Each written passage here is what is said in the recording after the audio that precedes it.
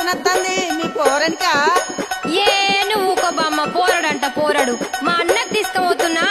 అదేందే మీ అన్నకు మీ వదిన తీసుకుపోతుంది కదా? గదొక్కటే తక్కువైందిగా. మా వదినకు చీరలు కావాలి, లిప్స్టిక్లు కావాలి, అది కావాలి ఇది కావాలని అన్ని అడుగుడు తెలుసు గాని ఇవన్నీ చెయ్యది. అవునా?